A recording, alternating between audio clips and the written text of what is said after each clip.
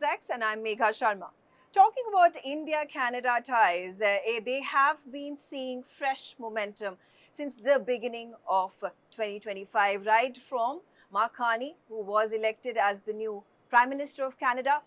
There was a bilateral between Prime Minister of India, Narendra Modi, and Marani, his counterpart in Canada. And this happened on the sidelines of the G7 Kananaskis Leaders Summit. Both leaders spoke to each other. Our diplomatic relationship was reinstated. And since then, there has, of course, been the Foreign Minister of Canada, Anita Anand, who arrived in India, held a number of those talks with the Foreign Minister, met Prime Minister Narendra Modi as well. And now we also see that Indian Prime Minister Narendra Modi was in talks with his Canadian counterpart on the sidelines of the G20 Johannesburg Leaders Summit. And there has, of course, been an invitation extended by India to Marani to visit India, which he has accepted. So 2026 is going to witness preparations for his visit to India as well. What is this momentum going to build for Canada-India trade relations, and particularly Ontario-India trade relations? We'll talk about all this and more. Joining me right now for a special interview is Mr. Victor Fedeli. He is the Minister for Economic Development, Trade and Job Creation for Ontario Province in Canada. Thank you, Mr. Victor, for joining me, for speaking to me. Megha, it's a great honor to be with you yet again. Yes, you know, you are a very busy man. You have visited India several times. How has your experience been, and particularly in wake of all these big developments that are taking place between India and Canada? Well, it's wonderful to see this momentum occurring, but in good times or bad, we are here in India because the province of Ontario, the largest province in Canada at 40%, the business fundamentals have never changed. They've been very solid for India and for Ontario. And so that alone has kept us going. But now to see both our prime ministers sharing a stage and announcing the potential for a CEPA, a comprehensive economic partnership agreement. And I love the word comprehensive. It means this is going to be all-encompassing. They're not just picking up where they left off. They're going to be starting from scratch, a new deal. But more importantly, to hear our Prime Minister say that India is a reliable partner. That was very encouraging to hear that, and encouraging for our business. Right, absolutely. I will want to focus on CEPA. Very important. There was a trade deal that was being negotiated several years ago, 2010. It got suspended in 2015. And you're saying things are going to start afresh with both leaders coming together and their respective trade delegations. How does this directly impact the trade relations between Ontario and India? Well, I think it's exactly what we need. It's going to outline precisely whether there's tariff-free agreements or free trade agreements. It's going to put in dispute mechanisms because things will always come up with contracts. So this is a really genuine opportunity to have a set of instructions of how we go forward. Canada has 51 trade agreements around the world. So many companies come to Ontario to make products to ship to their next door neighbor that they don't have an agreement with. So they come across to Ontario and ship back to, quite frankly, neighboring countries because of our 51 trade agreements. There's obviously announcements made by the Foreign Minister who was over here, the Canadian Foreign Minister Anita Anand, that the trade is going to be boosted to double its capacity that India and Canada currently have, to $50 billion. How is Ontario going to play a role in, reaching that, ambitious target? I would say we will be the senior province in Ontario to help the countries meet that target, and for a couple of reasons. First of all, we are the second largest tech cluster in all of North America. So when Indian companies look for a beachhead in North America, they'll land in Ontario, much like HCL or Wipro or Paytm and others like that, TNL. They'll come to Ontario for the talent that we have, 86,000 STEM graduates every year in our small province of 14 million. So that's business as usual for us, though. We will also see two other new fronts: critical minerals, where Ontario is the only jurisdiction in the entire North America that has all of the critical minerals necessary to make a lithium-ion battery. In our backyard, I live in the north part of Ontario in the mining sectors. We have cobalt, nickel, lithium,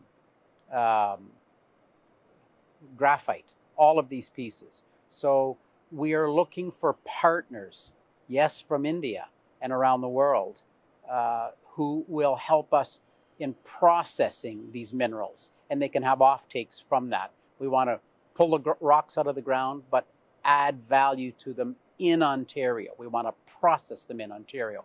And to that end, we've developed a $500 million critical mineral processing fund. We've seen Japan's Mitsubishi take advantage and come and assist a lithium company to make lithium hydroxide to be used in batteries. So that's important to that $50 billion. We also have nuclear technology. We have sold CANDU reactors around the world. In 1962 we began, and we've had 4.6 million hours of operating safely and error-free. 4.6 million hours since day one that you've heard only great success from our CANDU reactors. And now we are building the G7's first ever small modular reactor. So we are the senior level of understanding of nuclear, critical minerals, and tech. As you mentioned in your figures, that the trade between India and Ontario has increased 59%. But we take a look at the other Southeast Asian nations, where you talk about Vietnam, or you talk about other Southeastern countries where trade has increased, I think, substantially more than India. How is this gap going to be filled? What is the target for Ontario in the coming years?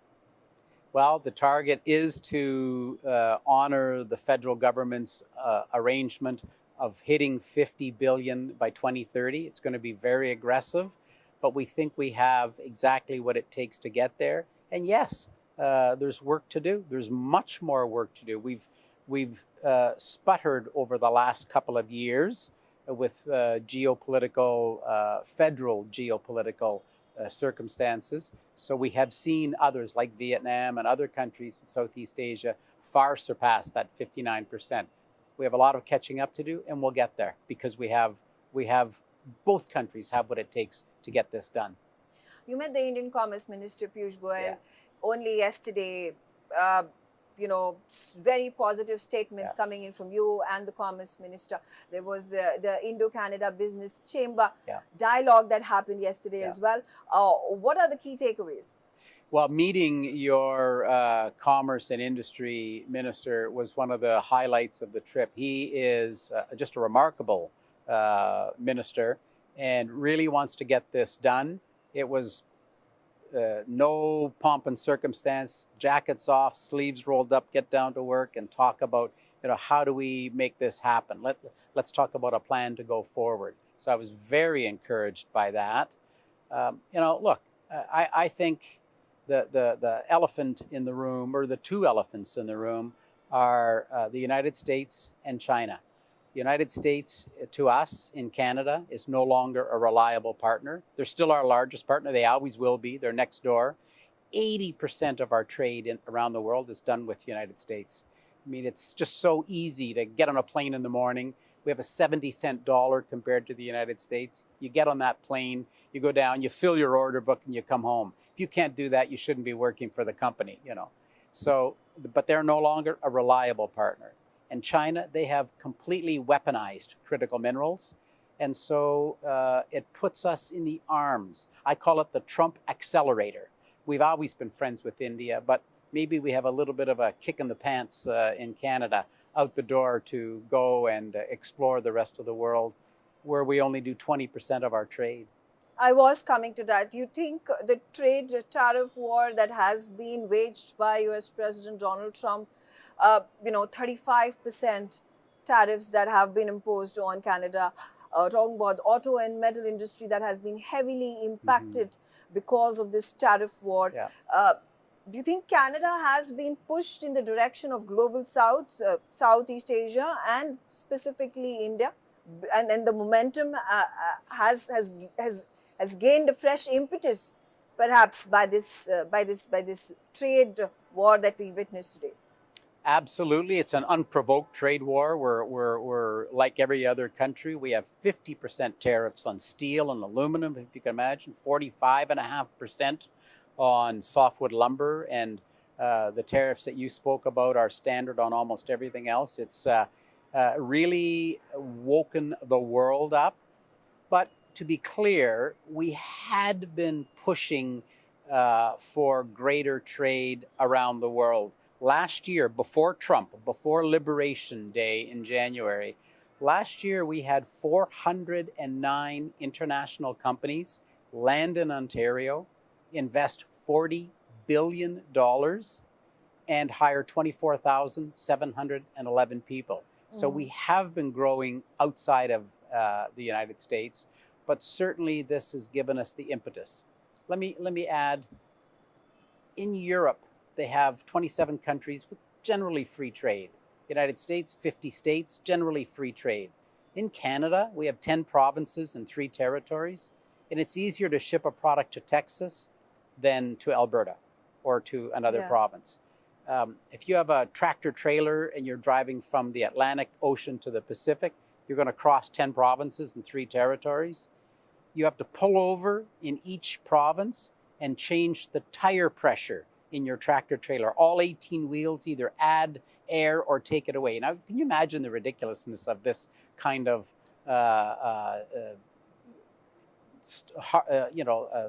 abrupt stop to free trade? So we've got to get over that. And President Trump has given us that accelerator. I've worked on the Free Trade Committee for 7 years. We have not changed a comma. Since Liberation Day, last week we were in the city of Yellowknife in the Northwest Territories, signing the Free Trade Memorandum of Understanding. After all these years, Trump got us to do that. Thank you. Of course, what the future entails. Talking about your visits to Bengaluru, you're going to be in Mumbai, and you have been very active in the India-Canada corridor, because even when the ties were at their lowest ebb, Ontario continued to do business with India. With this fresh momentum, there is an invitation to Prime Minister Marani to visit India. 2026 is the year that has been set. Our provinces, whether governed by conservatives or the liberals, stand united in that common cause for building closer ties with India. Absolutely. My premier, the Premier of Ontario, we're a conservative party. The federal government is a liberal party. My Premier has no political feeling at all. He is great friends with the Prime Minister. We're pushing Canada forward, especially under this this tariff war that we are in. We're at war with the United States, and it's an economic war. And we've tied together, independent of political stripe. We've just put those aside, just like we did during COVID. We put those aside and fought that war together. And so here we find ourselves in the trenches again against a common enemy. Are there any visits of Premier Ford on the anvil? He has line ministers for that, and that's my job. I sit beside him in the legislature, and he looks, when I'm sitting beside him, he looks at me and he says, "Buddy, there's no sales when you're sitting here. Get out." So that's my job. Yeah, you have a very hectic job. Your schedule is chock-a-block. Again, do specify on what is going to be specifically on your agenda. You've already completed your tasks in Delhi. What is happening in Mumbai and Bengaluru? we're going to, of course, in Bangalore, we'll be meeting with tech companies, which is their area of expertise. We hope to attract one to have a foothold, a stronghold in North America, in Ontario, because it always, as they add 100 or 1,000 people in Ontario, they feed the profits back to the ownership here in India and solidify the company. And we are an AI hub around the world. It's the cradle of AI. This is where machine learning was invented by Dr. Geoffrey Hinton, won his Nobel Prize this year. That's Toronto, that's Ontario. We have tens of thousands of AI workers in Ontario, 400 AI companies, 1,800 AI masters are enrolled this year. This is a real opportunity for Indian companies to gain expertise out of Ontario in the field of AI as well. So that's one of the strengths we have both in Mumbai and that we'll offer in Mumbai and in Bangalore. There's also, a push that has been made for reinstating diplomatic relations, increasing the number of diplomats both in India and in Canada because of the kind of interface both countries have, whether we talk about trade that you've already spoken about at length, or what people-to-people relations. How does the skill force from India help in building potential industrial segments? How does this support the trade ecosystem, industrial ecosystem of Canada? Well, first, on to your first part, we will leave the geopolitical discussions to the federal governments. That's their role, that senior level of government. We'll leave that to them to iron all of that out. From our perspective, we're like a machine in Ontario. We're just like a machine, always working and always forming partnerships, bringing people together. We think the Indian companies are exactly what we need, and we think we have the talent and the ecosystem that's exactly what the Indian companies need. So that's why we think that we're a great fit. We have always been viewed around the world as, in this very tumultuous times with Russia's war in Ukraine or the war in Israel, China's big mitt across everybody's supply chain, 80-90% of critical minerals. As I said, they've weaponized them now. We really are viewed as a stable, predictable, dependable, reliable jurisdiction that follows the rule of law. But again, it's that predictability. When you wake up every morning and look at your phone and wonder what new hell has President Trump brought us, you know that you've got a stable place to land in Ontario. Thank you very much, Mr. Victor Fedeli, for joining me, speaking to us on NewsX. Always a real pleasure to meet with you again, Megha. Thank you very much.